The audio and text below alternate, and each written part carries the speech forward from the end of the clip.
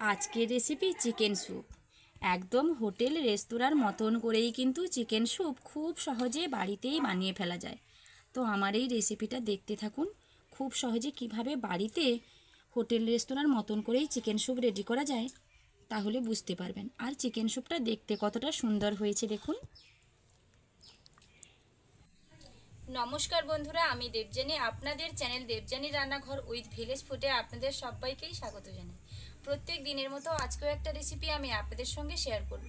আর রেসিপিগুলো আমি খুব সহজভাবেই দেখানোর চেষ্টা করি যাতে আমার সকল বন্ধুরা খুব সহজভাবে রেসিপিগুলো বুঝতে পারে। তো যদি ভালো লেগে থাকে রেসিপিগুলো, আমার চ্যানেলটিকে সাবস্ক্রাইব করে আমার পাশে থাকবেন। তো আজকে আমি চিকেন স্যুপ বানাবো একদম হোটেল রেস্টুরেন্টের মতন করে বাড়িতে খুব সহজ পদ্ধতিতে মাত্র কয়েকটা উপকরণ দিয়েই কিন্তু খুব সুন্দরভাবে একদম রেস্টুরেন্টের মতন করেই স্বাদ করা যায় চিকেন স্যুপের। তো সেটাই আজ আমি আপনাদের সঙ্গে শেয়ার করব। তো চলুন শুরু করা যাক চিকেন স্যুপ কিভাবে বানানো হয়। চিকেন স্যুপ বানানোর জন্য প্রথমেই লাগবে চিকেন। আর আমি চিকেনটা এখানে দেখুন একদম বাড়িতে যেভাবে চিকেনগুলো আনা হয় চিকেনের ঝোল, চিকেনের কষা বানানোর জন্য ঠিক সেরকম চিকেন দিয়েই কিন্তু চিকেন স্যুপ রেডি করা যায়। এরকম কিছু হাড়যুক্ত নিতে হবে আর কিছু হাড়বিহীন নিতে হবে। তো সেই রকম দু রকম মিলেমিশে আমি বেশ কয়েকটা চিকেন আমি এখানে নিয়ে নিয়েছি চিকেন স্যুপ বানানোর জন্য। উনুন ধরিয়ে কড়াই বসিয়ে দিয়েছি। প্রথমেই যেটা করতে হবে, কড়াইতে কিছুটা সাদা তেল দিয়ে দেব। খুব বেশি তেলের কিন্তু এখানে কোনো প্রয়োজন নেই। আর দিয়ে দেব দুটো তেজপাতা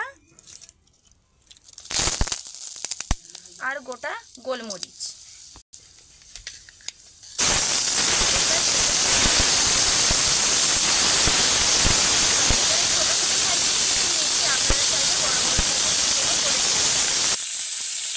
চিকেনটা আমি এখানে ভাজবো। চিকেনের গাটা যাতে একদম ব্রাউন কালার হয়ে যায় ঠিক সেরকম করেই কিন্তু চিকেনটাকে ভেজে নিতে হবে। হোটেল রেস্টুরেন্টে কিন্তু ঠিক এরকমভাবেই চিকেনটাকে ভেজে নেয়। ঠিক ব্রাউন কালার আসছে তখনই কিন্তু এর সঙ্গে জলটা অ্যাড করতে হবে। তো একটু বেশি আঁচ রয়েছে, আমি কিন্তু চিকেনগুলোকে একবার উল্টে দেবো।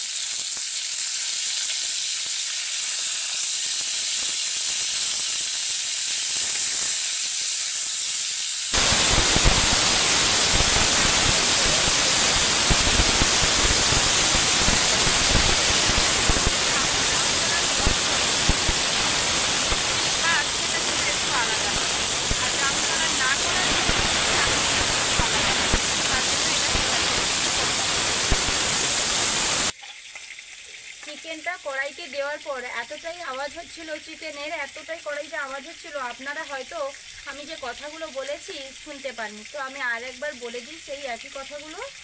চিকেনটা যখনই ভাজবেন তখন একদম ব্রাউন কালার করে ভাজবেন, তারপরে এর সঙ্গে জলটা অ্যাড করবেন।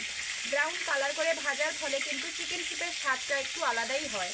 আর যদি ব্রাউন কালার করে না ভাজেন তার স্বাদটাও আলাদা হয়।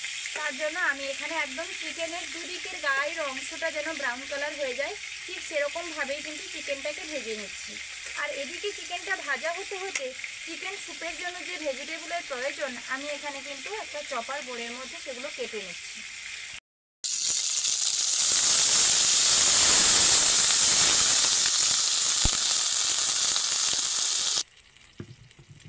চিকেনটা যত সময় ধরে কড়াইতে রয়েছে এত আওয়াজ হচ্ছে না, আপনাদেরকে যাই বলছি আপনারা নিশ্চয়ই শুনতে পাননি, এতটাই আওয়াজ হচ্ছে, বোঝাই যাচ্ছে পুরো। তারপরে জলটা দিয়ে আপনাদের সঙ্গে কথা বলছি। চিকেনগুলো আপনারা দেখেছেন যে খুব সুন্দর ব্রাউন কালার করে কিন্তু আমি ভেজে নিয়েছি, তারপর জল দিয়ে দিয়েছি। চিকেনটা যখনই সেদ্ধ হতে হতে এরকম ফুটবে তার সাইডে এই যে সাদা সাদা ভরা ভরা মতন বেরোবে, এগুলো কিন্তু অবশ্যই ফেলে দিতে হবে। এটা আসল কথা হলো যে চিকেনের মধ্যে ময়লা যেটা থাকে সেটাই কিন্তু এই রকমভাবে চিকেনটা ফোটার সময় সাদা সাদা হয়ে ওপরে উঠে যায়। এগুলো কোনো মতেই রাখা যাবে না। এগুলো যদি থাকে না চিকেন স্যুপের স্বাদটা একটু আলাদা হবে। তো এগুলো তো চিকেনের মধ্যে ময়লা, তাই এগুলো অবশ্যই কিন্তু তুলে দিতে হবে। যখনই এরকমভাবে চিকেনের স্যুপ বানাবেন বা চিকেন দিয়ে কোনো কিছু করতে যাবেন, যখন চিকেনটা এরকমভাবে জলে সেদ্ধ হবে সাদা সাদা যে অংশগুলো উঠবে এগুলো কিন্তু ফেলে দিতে হবে। দেখুন তুলতে তুলতে বেশ খানিকটা কিন্তু পরিষ্কার হয়ে গেছে, আর চারদিকে সাদা অংশটা একদমই নেই। যখনই দেখবেন সাদা অংশগুলো একটু একটু করে চামচ দিয়ে এরকমভাবে তুলে রাখবেন। তো চিকেনটা যদিও এখনও সেদ্ধ হয়নি, সেদ্ধ হতে মোটামুটি 15 থেকে 20 মিনিট সময় লাগবে।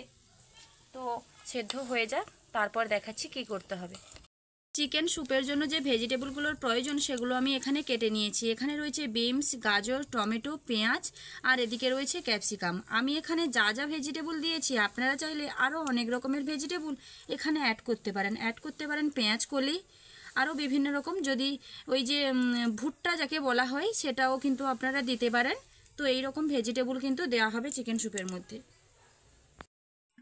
চিকেন কিন্তু প্রায় সেদ্ধ হয়ে এলো বলতে পারেন। তো আর কিছুক্ষণ সেদ্ধ হতে হতে আমি এখানে দুটো উপকরণ বানিয়ে নিচ্ছি। এখানে একটা ছোট বাটির মধ্যে আমি এরকম চামচের 2 চামচ কর্নফ্লাওয়ার নিয়েছি। স্যুপটাকে আরও গাঢ় করার জন্য কর্নফ্লাওয়ারটাকে জল দিয়ে ভালোভাবে গুলিয়ে নেব।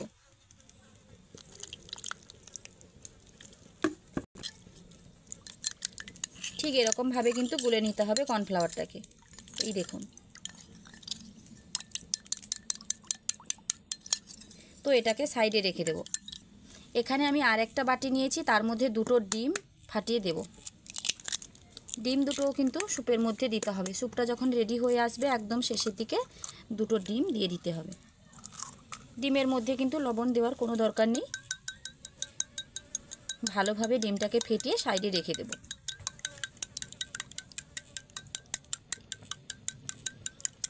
তো চিকেনগুলো ভালোভাবে সেদ্ধ হয়ে গেছে।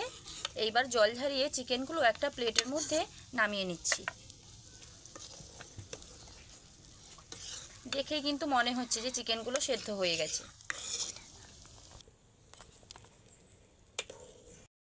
চিকেনটা কিন্তু জল থেকে আমি ভালোভাবে ছেঁকে নিয়েছি। সেই জলটা আর ভুল করেও কিন্তু এই জলটা ফেলতে যাবেন না, এই জলটাই হলো আসল স্যুপ। তো এবার এই জলের মধ্যে সমস্ত রকমের সবজি একের পর এক আমি দিয়ে দেব।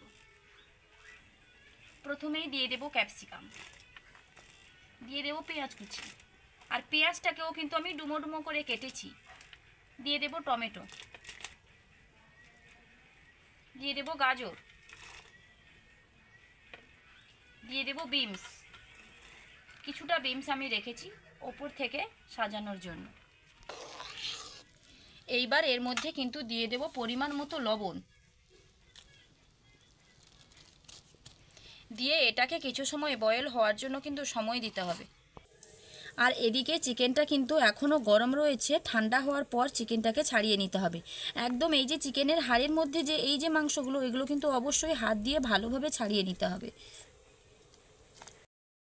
চিকেনগুলো খুব ভালোভাবে ছাড়িয়ে নিয়েছি, একদম হাড় থেকে পরিষ্কার করে চিকেনগুলোকে ছাড়িয়ে নিয়েছি, একদম ছোট ছোট করে নিয়েছি। দেখুন, ঠিক এই রকম কিন্তু করে নিতে হবে চিকেনগুলোকে। এইবার এই চিকেনগুলো দিয়ে দেব কড়াইতে।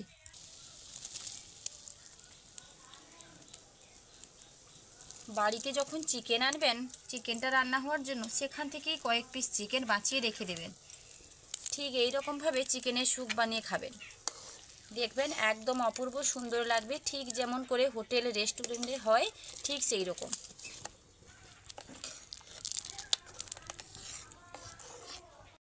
তো এই পর্যায়ে দিয়ে দেব কিছুটা গোলমরিচের গুঁড়ো।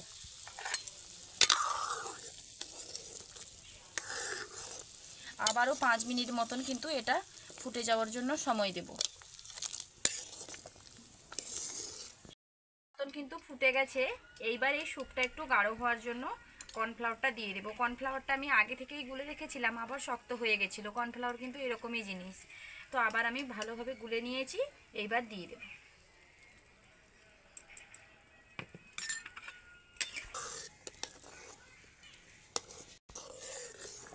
কর্নফ্লাওয়ারটা দেওয়ার পর আমি বেশ কিছুক্ষণ ধরে একটু নেড়ে নিচ্ছি। আর এখানে এই স্যুপের ক্ষেত্রে কিন্তু একটা জলের পরিমাপ থাকে। যদি আপনারা মনে করছেন যে 3 লিটার মতো স্যুপ বানাবেন, সেক্ষেত্রে কিন্তু 4 লিটার মতো জল দিতে হবে। 1 লিটার জল কিন্তু ফুটে ফুটে একদম শুকিয়ে যাবে, ঠিক সেরকম জলের পরিমাপে কিন্তু দিতে হবে। তো আমি এখানে একটা আন্দাজ মতন জল দিয়ে দিয়েছি। আর যেহেতু বাড়িতে স্যুপটা বানাচ্ছি, একটু ঝোলটা কম রেখেছি। স্যুপটাই বিশেষ করে এই যে জল জলে ভাবটাই কিন্তু স্যুপে মূলত খুবই একটা প্রয়োজন। বাড়িতে খাবো বলে কিন্তু একটু জলের পরিমাপটা আমি কম রেখেছি। আপনারা যদি কাপ মেপে জলটা দেন, তাহলে কিন্তু যদি 2 কাপ মনে করছেন যে স্যুপটা রেডি হবে, সেক্ষেত্রে কিন্তু 3 কাপ জল দিতে হবে। 3 কাপ কিংবা 3.5 কাপ এরকমই জলটা দিতে হবে। জলের পরিমাপটা আমি আপনাদের বলে দিলাম। এবার যেটা দেব সেটা হলো ফেটিয়ে রাখা ডিম।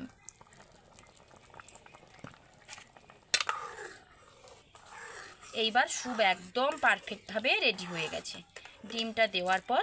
আর যদি আপনাদের মনে হচ্ছে একটু ঝাল ঝাল খেতে ইচ্ছে করছে এইরকম স্যুপটা, তাহলে কিন্তু কাঁচা লঙ্কার কুচিও ব্যবহার করতে পারেন। আর আমি এখানে কিছুটা চিলি ফ্লেক্স আগে থেকেই করে রেখেছি, সেই চিলি ফ্লেক্সটা অ্যাড করব। চিলি ফ্লেক্স কিছুটা দিয়ে দিলাম। একদম হোটেল রেস্তোরাঁর মতন করেই কিন্তু স্যুপ আমার রেডি হয়ে গেছে। আপনারা নিশ্চয়ই দেখে বুঝেছেন যে স্যুপটা দেখতে কতটা লোভনীয় হয়েছে। বাড়িতে যে এমন সুন্দরভাবে স্যুপ রেডি করা যায় না, আমার ভিডিওটা সম্পূর্ণ দেখবেন তাহলেই বুঝতে পারবেন। আর ভিডিওটা কোথাও স্কিপ করে দেখতে যাবেন না, তাহলে কিন্তু পারফেক্টভাবে স্যুপটা আপনারা বাড়িতে বানাতে পারবেন না। স্যুপটা আমি কিন্তু নামিয়ে নিয়েছি। স্যুপটা দেখতে কতটা সুন্দর হয়েছে দেখুন। এই স্যুপটা দেখলে কিন্তু একদম মনে হবে না যে এটা বাড়িতে রেডি করা হয়েছে। হঠাৎ করে কোনো যদি অতিথি আসে না, এরকমভাবে স্যুপ বানিয়ে দেবেন, সে কিন্তু মনে করবে আপনি কোনো বড় হোটেল বা রেস্তোরাঁ থেকে এটা অর্ডার করে বানিয়েছেন। বাড়িতে অসম্ভব কিন্তু সুন্দর একটা স্যুপ রেডি হয়ে গেছে। এইবার গরম গরম পরিবেশন করব পুরো পরিবারের জন্য চিকেন স্যুপ। তাহলে বন্ধুরা দেখলেন তো, বাড়িতে একদম সহজে অল্প সময়ের মধ্যে হোটেল রেস্তোরাঁর মতন করেই কিন্তু চিকেন স্যুপ রেডি হয়ে যায়। তো আমার এই রান্নার ভিডিওটা যদি আপনাদের ভালো লেগে থাকে, লাইক কমেন্ট ও শেয়ার করতে ভুলবেন না। আরও বিভিন্ন ধরনের নিত্য নতুন রান্নার রেসিপি পাওয়ার জন্য আমার চ্যানেলটি সাবস্ক্রাইব করে আমার পাশে থাকবেন। আপনাদের একটা সাবস্ক্রাইব আমাকে মনে অনেক উৎসাহ দেয় নিত্য নতুন রান্নার ভিডিও আপনাদের সঙ্গে শেয়ার করার জন্য। দেখা হচ্ছে আবার নতুন কোনো রান্নার ভিডিও নিয়ে। ততক্ষণ সুস্থ থাকুন, ভালো থাকুন, টাটা।